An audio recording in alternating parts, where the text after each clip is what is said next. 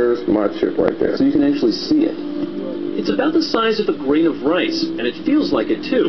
But what that tiny chip can and can't do has become the source of much concern and confusion. I was in a grocery store, and a couple ladies said, "Hey, you're the guy with the chip in your arm, aren't you?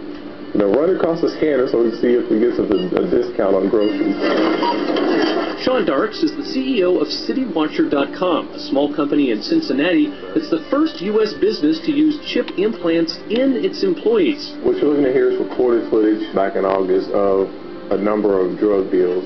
CityWatcher provides video surveillance for clients and for the police. And the video that it collects, like this drug bust, is the company's biggest asset. And they say they need to keep it under more than just lock and key. You might have one of these where you work, a key card that allows access to different parts of the office. A lot of businesses use them. But here at CityWatcher, there's one particular room where you need either the implanted chip in your arm or a keychain. And Sean says the choice is up to the employee. CityWatcher employees Chuck Gordon and Kari Williams require access to the secure server room where the video is stored. One got the implant, and the other decided not to. He carries the chip in a keychain instead. That's one of the reasons that I don't want to do it. It's creepy to have knowing that something is there the entire time. But Chuck, you could get over that feeling? Right now, I guess the big thing is Big Brother's to be watching you over this. Basically, the chip's dormant except unless you go in front of the access panel. And that's the only time it activates. So other than that, I really have no worries about it.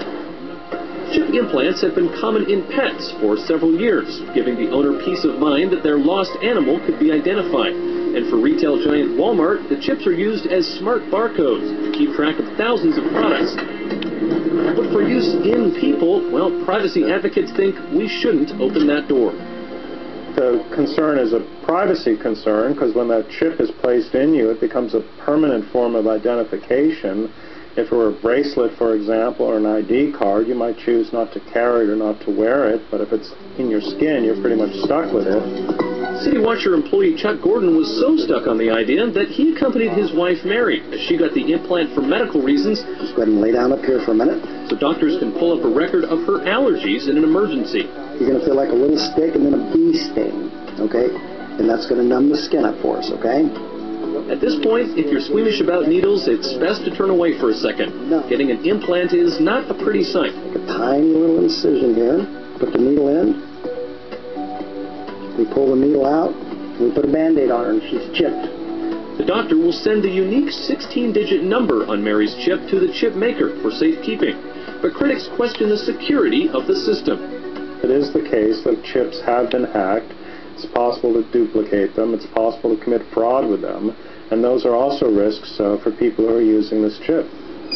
3 out of the 5 CityWatcher employees who need access to the video room have opted to have the chip implanted. The other 2 carry their chips on a keychain. Either way, Sean Darks says his company's secrets are safe, and let the chips fall where they may. You can't be read, you can't be tracked, it doesn't have GPS, it doesn't emit a signal. I do not know where my employees are during the course of the day unless you call them on their cell phone. But we like to say here at CityWatcher that it helps with employee retention because our valued employees don't want to leave their arm if they decide to leave the company. Like it or not, we're in that brave new world, and it might not be long before your boss is literally getting under your skin. Daniel Seberg, CNN, Cincinnati.